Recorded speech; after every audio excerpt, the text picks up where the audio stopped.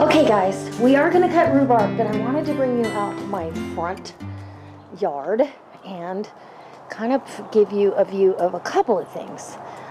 This is a beautiful little tree that I planted when we first moved here. This is, I thought, just a flowering plum, but the little plums, if you catch them in time, they're very good and they make a really good jam. So over here I've got this little pot. Well, it's pretty big, but that's all Swiss chard and a beautiful patio tomato. And the story behind these patio tomatoes, I bought a 6-pack of them and had them sitting out on our patio table out back, and we got a frost. And they all got frostbit really bad. I cut them down to little stumps like that, and they came back. I saw some green staying with them, and I thought, well, I'll give them a shot, but I'm putting them out front. And so we're going to go over before I get to my grapevine, and I'll show you the other patios. And then I promise we're going out back to show you how to do rhubarb. It's nice and cool. It got up to 105 yesterday. Okay, so I stuck these in this pot.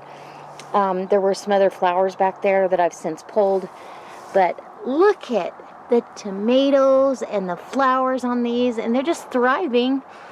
So, and I believe that's 1, 2, 3, 4, 5, and then the 6th one is in the other one. So you can grow a lot of tomatoes in a pretty small area. So I think next year I'm going to delegate for these pots a couple of 6-packs, because I could put 10 in there and the rest in that smaller pot. And I don't mind growing food in my front yard. Nobody cares. Nobody knows. And we put these in last year, or I did. These particular shrubs, I'm not a fan of this one. Down there it's doing okay, but oh, look at a hummingbird. I don't know if you guys can see it. Oh, there's a hummingbird. That is, oh, that's awesome. But I am a fan of these feathery shrubs. I think it's pretty. It adds texture. But these are inconsistent with each other, so I may end up pulling them out. I don't know. These up front aren't too bad. So this is the view from the street, and I just watered, so there you go. I get asked all the time, what about the front of your house? Now, I'm going to get to this grapevine. See that pot, the big one? I stuck a grapevine in there last year, and I had killed every bare root grapevine out back, except for one little one, and it's not doing hardly anything. And this one was mislabeled. They had no idea what kind of grape it was, and I got it for $3. And I thought, what the heck? I'll put it in the pot and deal with it later. And look at it this year. In fact, I need to run more wire across there and let it keep going. It's covering up my hanging cross. It's got a couple clusters of grapes on it, but I think next year we would really get a harvest.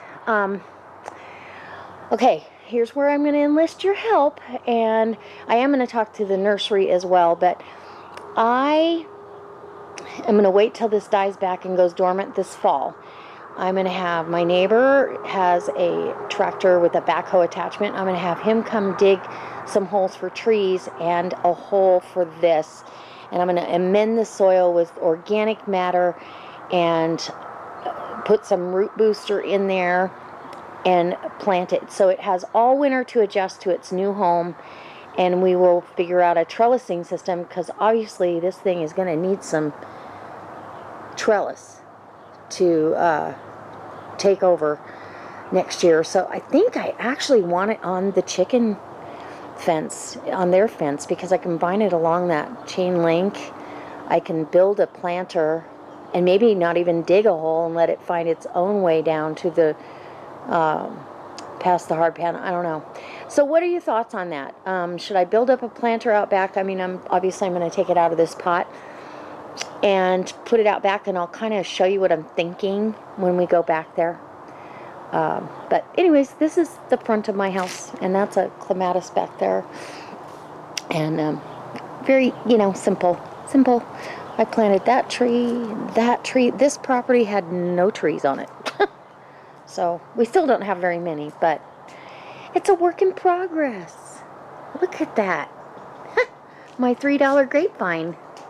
It likes it, and I don't want to kill it. So if you have any helpful hints on what I can do to transplant, if there's anything I'm missing in that equation, go ahead and let me know.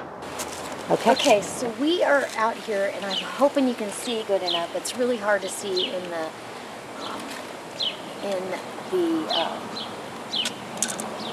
the viewfinder whether or not I'm close enough because the sun is kind of in my eyes. So I'm down here. I want to get this leaf off. Obviously it got scorched. It hasn't hurt the stalk at all. So what you do is get to the base, down in here to the base of this actual stalk, right down to the base. Give it a tug and a twist at the same time, and sometimes it's kind of hard. So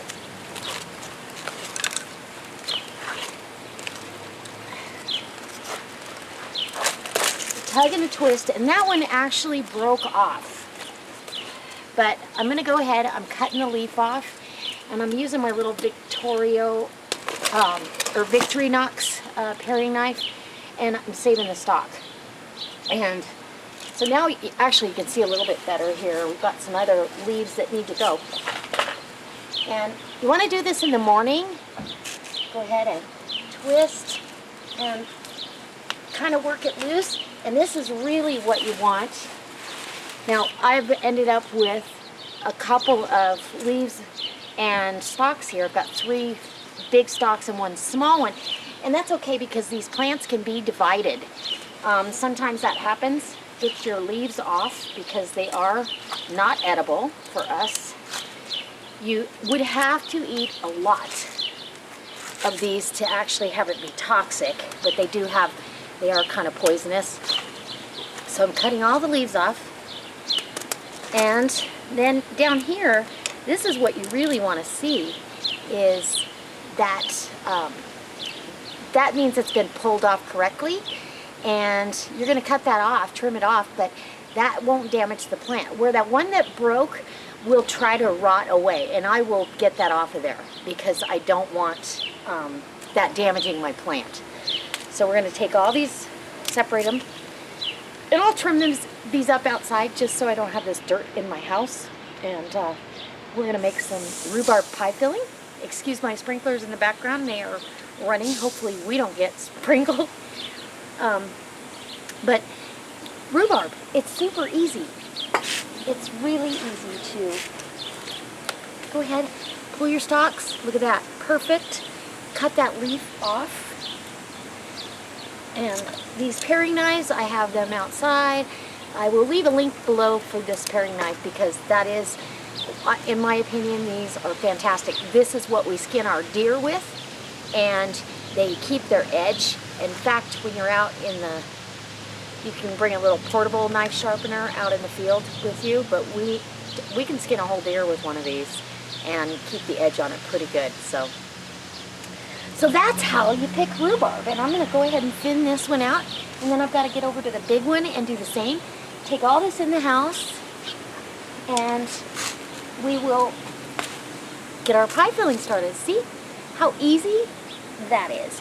And this, even though these leaves are poisonous for us, they make great compost, especially for acid-loving plants. So if you want to have a nice balance in your compost pile, so go ahead and put these in the compost pile and let them break down.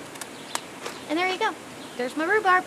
All right, guys, I hope this helps. I hope it encourages you to go ahead and grow your own rhubarb and get outside in the garden. Oh my gosh, we're getting ready to put another raised bed in. I've got one of the beds planted with asparagus, carrots, and onions, and I've got my seed started for the big bed for my fall garden. And now we're going to have another raised bed that I'm not actually sure what I'm going to put in there because I want to try to grow as much as I can through the fall and into, early winter as I can. So if you guys have any suggestions for northern Nevada on a good fall crop to get us past, you know, that hard frost even, go ahead and leave a comment in the comment section. And don't forget, check the comments, share with each other, and check the links below, because I'll leave a link to the Victoriknox knife that I use. And I have these in the kitchen, the garden, the travel trailer, the camping equipment. I mean, I have a ton of them. They're very inexpensive, and it's well worth the purchase. You'll go to it time and time again, I promise. All right, guys. Bye.